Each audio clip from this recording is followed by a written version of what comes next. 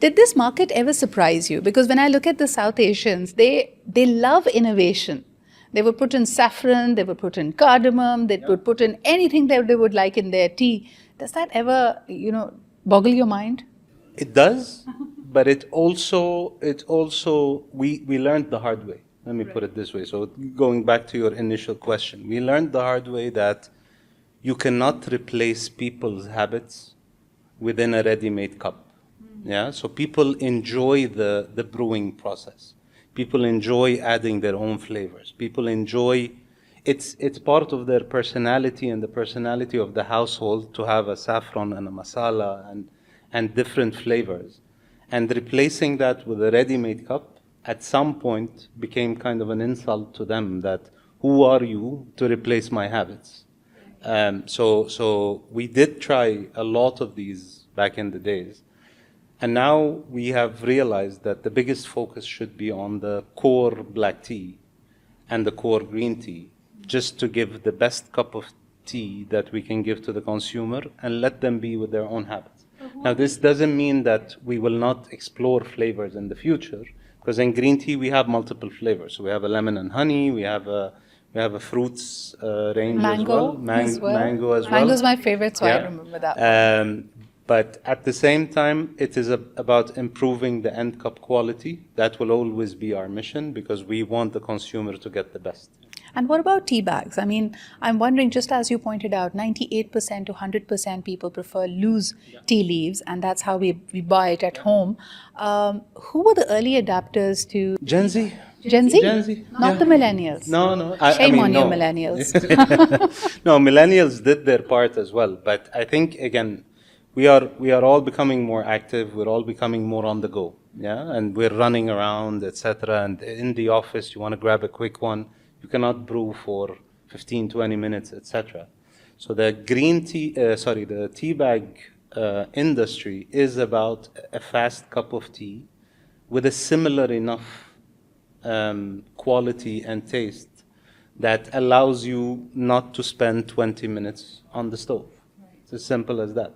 And millennials did adopt, yeah. But we saw the massive surge coming in the last 20 years, I would say, which allowed us to have a dual format strategy, if I may call it.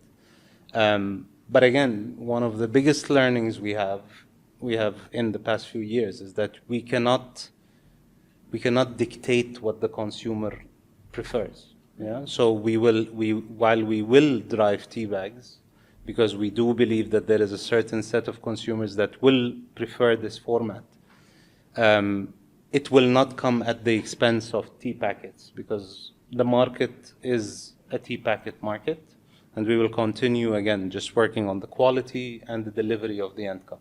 So Abdullah, you take care of the entire globe. I'd like to know, what are some of the unique challenges and opportunities of operating in the Pakistan market? I mean, what makes us different from other markets? So I think, again, one of the hardships of the tea category, if I may call it, is that one, we are the biggest player, yeah? And we do not have a global competitor. Yeah, we are for size the number 2 player, and we compete with different players in each of the markets. Yeah. But in majority of the markets, you have one player that you compete with. In Pakistan, you have so many, because you're competing with unbranded tea. That's point number 1. Then you compete with other competitors, which I can easily name 3 or 4, like Tapal, Vital, etc. And also, you are competing with the tea stalls, yeah? Because these tea stalls like to prepare their own mixes. They like to prepare their own packaging as well. We were in the market in Karachi a few days ago, and each and every single small store has a packaging machine, which makes it so easy for anyone to compete with us, let's say. So in such a high heritage tea market, tea becomes not only a commodity, but also available for all, be it consumers or producers. And that is such a unique thing for Pakistan and this region, let's say. And are the customers even aware that sometimes these practices are actually harmful to health as well?